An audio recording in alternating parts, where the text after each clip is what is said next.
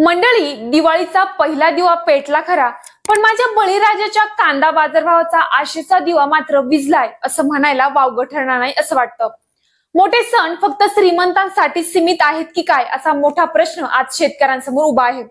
नमस्कार शेतकरी बंधू आणि भगिनींनो, पालवी अॅग्रिको मधून मी मोनिका आपल्या सर्वांचं आजच्या या कांदा विषयक व्हिडिओमध्ये हार्दिक स्वागत करते. मंडळी, मार्च एप्रिल मध्ये काढलेल्या कांद्याला दिवाळीपर्यंत चांगला भाव मिळेल या आशेने शेतकऱ्याने साठवून ठेवलेल्या कांद्याला मात्र आज कवडीमोल बाजारभाव मिळतोय. अक्षरशः 2 रुपये प्रति किलो असा भाव शेतकऱ्याला मिळत असेल तर शेतकऱ्याचा सण तर सोडाच हो, परंतु दररोजची स्वतःचीच भूक भागवणं देखील त्याला कठीण होऊ लागलं आहे. यासाठीच माझा बळीराजा आज संघर्ष करतोय. धुळीनं माखलेले पाय, उन्हाने झिजलेले हात आणि हृदयात दाटलेली एकच वेदना, आमच्या कांद्याला न्याय द्या. पण मग याला नक्की कारणीभूत आहे तरी कोण?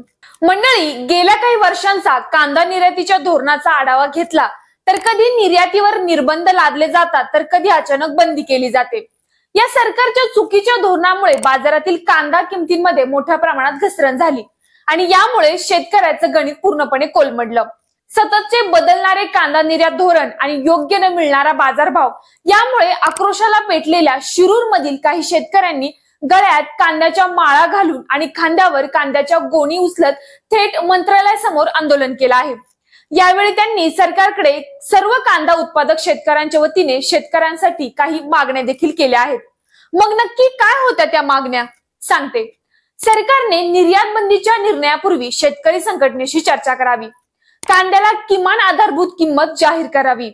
शेतमाल खरेदीसाठी सरकारी हस्तक्षेप यंत्रणा मजबूत करावी.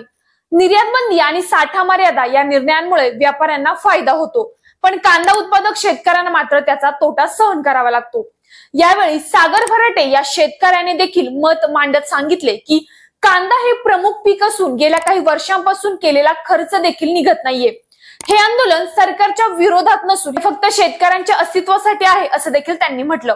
यावेळी सर्वात महत्वाचं म्हणजे यामध्ये सरकारने शेतकऱ्यांच्या मागण्यांची दखल घेऊन निर्यात धोरणात स्थिरता आणावी, अन्यथा हे आंदोलन राष्ट्रीय स्तरावर उभारले जाईल. सोबतच महाराष्ट्रातील प्रमुख कांदा उत्पादक जिल्ह्यांमध्ये देखील साखळी निदर्शने आयोजित करू. तसेच कांदा हा शेतकऱ्याच्या जीवन मरणाचा प्रश्न असल्याने हे आंदोलन लवकरच विस्तारण्याची शक्यता देखील आहे असे बोलले जात आहे. आज हाच शेतकरी ना सत्ता मागायला ना दया मागायला, फक्त उभा आहे आपल्या घामाचा हक्क मागायला. तर शेतकरी बंधूंनो, तुम्हाला काय वाटतं? सरकार यावर ठोस पावले उचलतील की कांदा उत्पादक शेतकऱ्यांचा आक्रोश असाच चालू राहील?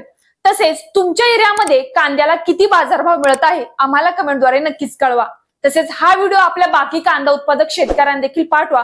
सोबतच असेच नवनवीन कांदा विषयक व्हिडिओ पाहण्यासाठी आपल्या पालवी अॅग्रिको चॅनलला नक्की सबस्क्राईब करा. धन्यवाद.